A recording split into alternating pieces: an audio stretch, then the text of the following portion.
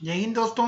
Market studies and analysis में आप लोगों का स्वागत है। मैं हूं आपका दोस्त कपिल रस्तोगी और आज हम बात करने वाले हैं जेपी पावर वेंचर लिमिटेड की।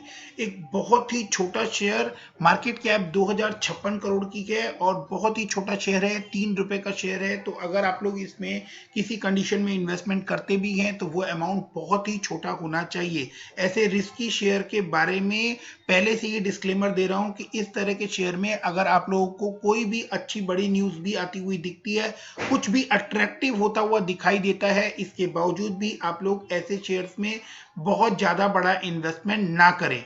इंडस्ट्री का पी जो है वो 16.4 है और ये अपने पी से बहुत हाई पर ट्रेड कर रहा है स्टिल कि इसका शेयर प्राइस 3 रुपए है। उसके बाद जो इसका स्टॉक पी है वो 41.4 है, बुक वैल्यू जो है वो 14.7 है। तो बुक वैल्यू से नीचे ट्रेड करता हुआ दिख रहा है, उस हिसाब से ये अट्रैक्टिव दिखाई देता है।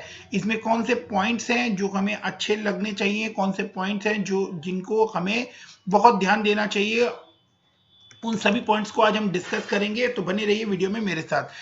प्रमोटर होल्डिंग जो है वो 26% है, जो कि ऑलवेज मेरे लिए एक कंसर्न रहता है कि प्रमोटर होल्डिंग ही अगर 26% है तो आगे क्या कंडीशन है, बट वो भी हम देखते हैं। उस प्रमोटर होल्डिंग में से भी 87.3 जो है वो उन्होंने प्लेज की हुई है, जो स्टिल एक वरी का मैटर है। ऐसे शेयर्स बहुत रिस्की होते हैं। तो क्या रीजन है कि इस तरह के शेयर्स के बारे में हम लोग बात कर रहे हैं और क्या इसमें से हमें कुछ कैपिटल गेन मिलने की उम्मीद है शॉर्ट टर्म में या स्विंग ट्रेडिंग में या किसी और चांसेस में, तो वो हम लोग आगे बढ़ते हैं और देख लेते हैं। अगर 52 वीक का हाई लो देखे तो हाँ, इसने एक बहुत बड़ा जंप 35 पैसे से 4.26 का में दिखाया था और वापस ये 3 रुपीज पर आता हुआ दिखाई दे रहा है। लेकिन पीछे 2 दिनों से लगातार इसके अंदर 10% का अपर सर्किट लगता हुआ नजर आ रहा है और आने वाले टाइम में जो इससे उम्मीदें की जा रही है वो बहुत अच्छी है। और वो उम्मीदें क्यों की जा रही है उसके बारे में हम क्विकली देख लेते हैं कि कंपनी ने जो अपने डेट है वो रिड्यूस किए हैं। डेट है जो वो रिड्यूस किए हैं। डेट जो होता है वो कंपनी के ऊपर एक बहुत बड़ा बर्डन होता है। अगर किसी कंपनी का डेट रिड्यूस होता है देन ओनली वो परफॉर्म कर पाती है, अदरवाइज मैंने अपने प्रीवियस वीडियोस में भी आप लोगों को कंटिन्यूसली कहा है कि अगर कोई कंपनी कितनी भी अच्छी सेल्स लाइन या प्रॉफिट लेकर आ जाए, अगर उसके ऊपर डेट का बर्डन बढ़ता जा रहा है तो इट मींस कि वो अपनी सारी कमाई सिर्फ डेट पे करने में और चुकाने में ही खत्म कर देगी। सेल्स लाइन अगर हम देखें तो सेल्स लाइन जो है वो ईयर ऑन ईयर अगर 835 करोड़ थी दिसंबर 19 में, तो वो वहां से 988 करोड़ हुई थी। सेल्स लाइन जो है वो पॉजिटिव, उसमें एक मूव दिखाई दिया था। ओपीएम परसेंटेज में एक शानदार मूव नजर आया था, बट उसके बाद जो है वो OPM percentage profit before tax तक जो है वो 42 करोड़ निकल कर आया था सितंबर दिसंबर 2020 में, बट वो लास्ट क्वार्टर के कंपैरिजन में डिक्रीज हुआ था, जिसकी वजह से इसके अंदर एक स्टीप डिक्लाइन हम लोगों को देखने को मिला पीछे कुछ दिनों में। और उसके बाद जो लॉसेस नजर आए थे वो बिकॉज ऑफ टैक्सेशन, वो प्रॉफिट जो है वो लॉस में कन्वर्ट होके 12% के आसपास, हमें 12 करोड़ के आसपास जो हमें वो लॉस की फिगर नजर आई थी। तो इस में जो पॉजिटिव पॉइंट जो निकल कर आ रहा है इस शेयर से रिलेटेड, एक बहुत रिस्की शेयर है स्टिल, जो पॉजिटिव पॉइंट निकल कर आ रहा है वो है कि कंपनी ने अपने रिजर्व की स्ट्रेंथ को बढ़ाया है। अगर आप देखें जो रिजर्व्स कम हो गए थे वो कंपनी ने वापस 3226 रुपए के रिजर्व जो है वो मेंटेन किए हुए सितंबर 2020 में। और बोरोइंग्स जो है वो बोरोइंग्स डिक्लाइन की है कंपनी ने। लायबिलिटीज आप देख सकते हैं 5660 करोड़ से 2109 करोड़ की लायबिलिटीज जो है वो सितंबर में इन्होंने डेट को रिड्यूस किया है। 6000 करोड़ से 5500 करोड़ के आसपास बोरोइंग जो है वो इन्होंने डाउन की है। और एक फेवरेबल पॉइंट जो यहां नजर आता है कि इनके डेटर डेज जो हैं जो बहुत ज्यादा बढ़ गए थे, 111 तक पहुंच गए थे, वो डेटर डेज वापस 43 के तरफ आते हुए दिख रहे हैं। मतलब पैसे की जो रोलिंग है, पैसा जो है वो वापस जो टाइम से आता हुआ दिख रहा है। 26% प्रमोटर की होल्डिंग है जो कि मुझे बिल्कुल अट्रैक्ट नहीं करती, उसमें से भी काफी बड़ा अमाउंट जो है वो प्लेज किया हुआ है। बट स्टिल डीआईआई को इसके अंदर बहुत भरोसा है और डीआईआई ने इसमें एक अच्छी खासी इन्वेस्टमेंट कर रखी है। और एफआईआई ने भी कुछ पॉइंट मार्जिनल अमाउंट जो 0.5% है उसके आसपास जो है एफआईआई की भी होल्डिंग है। कुछ प्राइवेट लिमिटेड कंपनीज हैं, clear water capital partner, Singapore fund, उन लोगों ने इसके अंदर होल्डिंग ले रखी है। और JSW एनर्जी लिमिटेड ने इसके अंदर होल्डिंग ले रखी है। तो पब्लिक के पास जो होल्डिंग है वो इस तरह की नजर आती है।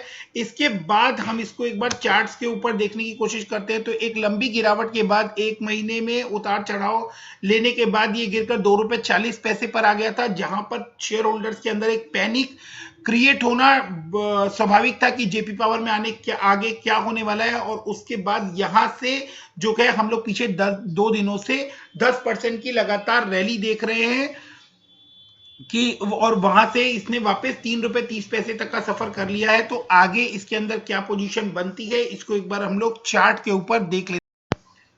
दोस्तों इसका चार्ट अगर हम देखें तो चार्ट में 2 ग्रीन कैंडल हमें नजर आ रही है। जो ग्रीन कैंडल्स ये शो कर रही है कि इसके अंदर एक रिवर्सल जो है, बुलिश रिवर्सल आता हुआ दिखाई दे रहा है। और उसके बाद ये 2 डॉट्स इशारा कर रहे हैं कि इसने जो बोलिंजर बैंड का जो लेवल है उसको ब्रेक करके अप साइड में एक जो टारगेट है वो दिया है, एक सेट किया है पैटर्न, जो कि ब्रेकआउट यहां से बनता हुआ दिखाई दे रहा है। तो शॉर्ट टर्म के लिए ये आप लोगों को एक लेवल दिखा सकता है, जो लेवल ₹4 के आसपास। और उसके बाद अगर ये गया तो ये आप लोगों को वापस से 4 साढ़े ₹4 के लेवल तक शॉर्ट टर्म में जाता हुआ दिखाई दे सकता है। आप लोग, ये एक रिस्की शेयर है, तो आप लोग अपनी स्टडीज मेरे साथ साथ कंप्लीट कीजिए और अपने फाइनेंशियल एडवाइजर से बात करके रिस्क और रिवॉर्डिंग रेशियो देखते हुए, अपनी कैपेबिलिटी और अपनी होल्डिंग पावर को देखते हुए शेयर में अगर किसी तरह का ट्रेड करना चाहें शॉर्ट टर्म के लिए, तो आप लोग यहां पर इसको बाय करके चल सकते हैं।